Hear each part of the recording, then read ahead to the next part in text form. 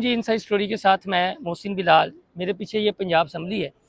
यहाँ पर पाक आर्मी को खराज तहसीन पेश करने के लिए ये आप देख सकते हैं कि फ्लैक्सीज यहाँ पर लगी हुई हैं।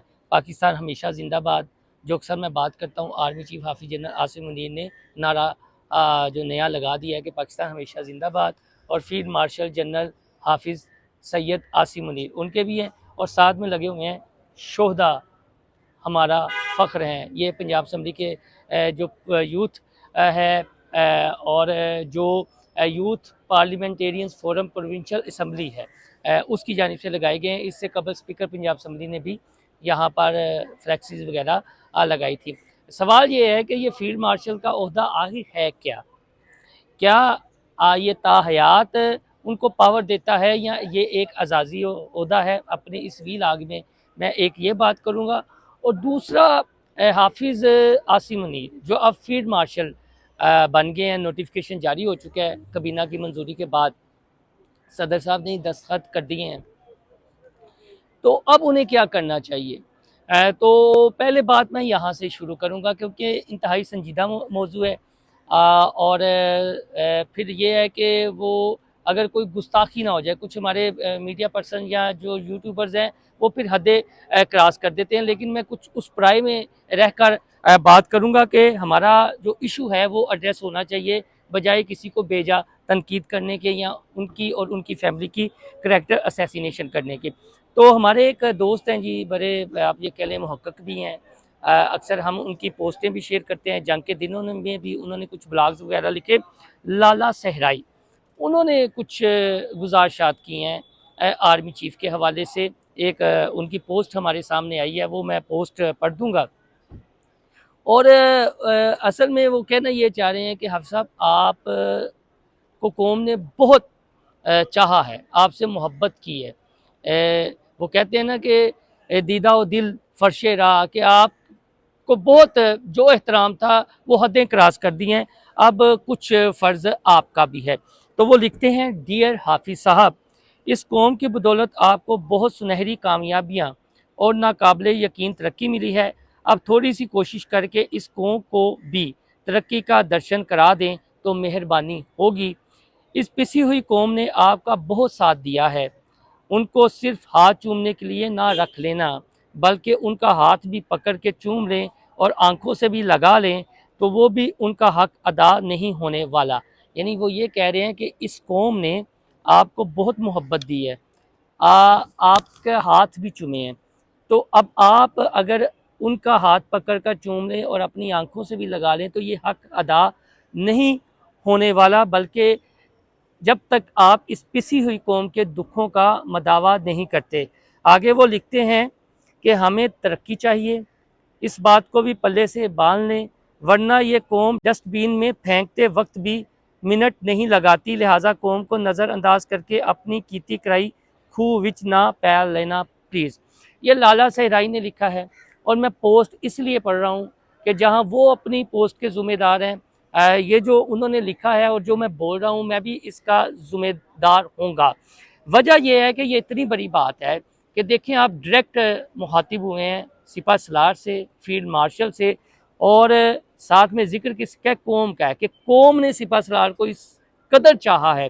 तो जितना भी हो सके वो आप कर्ज अदा नहीं कर सकते, इस पिसी हुई कौम के दुखों का मुदावा करें। और साथ में उन्होंने एक तरीक साज भी बात लिखी है कि ये जो पाकिस्तानी कौम है ना, ये फिर जिनको माथे का झूमर बनाती है, वो फिर उनके हवाले से जब इनका दिल मैला हो जाए, खट्टा हो जाए, तो फिर क्या करती है, वो भी तरीक सबके सामने है। ये लाला सराई कहना चाह रहे हैं। बेसिकली वो ये चाहते हैं कि डियर हाफिज़ साहब, आप इस पिसी हुई कौम के दुखों का मदावा करें, जिन्होंने आपके हाथ भी चूमे हैं, आपको मोहब्बत भी दिया है, एहतराम भी दिया है, और हर मुश्किल वक्त में वो सीसा पिलाई हुई दीवार बनकर आपके साथ खड़े हैं। अब तकाजा ये है कि आप उनके जो मसाइल हैं वो हल करवाएं और करें।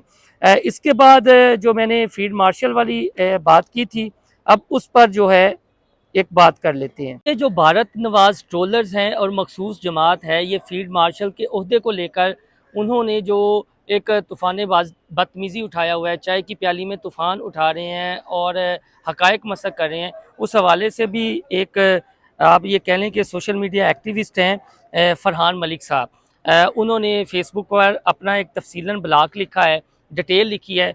तो मैं चाहता हूँ कि जो हक़ाइक़ उन्होंने बयान किए हैं, वो भी मैं आपके साथ शेयर कर दूँ, ताकि आपको पता चल जाए कि ये जो चाय की प्याली में तूफ़ान उठाया हुआ है, हाफ़िज़ साहब को फ़ील्ड मार्शल बनाने के बाद जो एक चीज़ें हो रही हैं, आपके कंसेप्ट क्लियर हो जाएँ। उनका अनुमान है, क्या फ़ील्ड मार्शल का एज़ाज़ हासिल करने वाले chief of army staff general Asim Munir ता हयात आर्मी चीफ रहेंगे।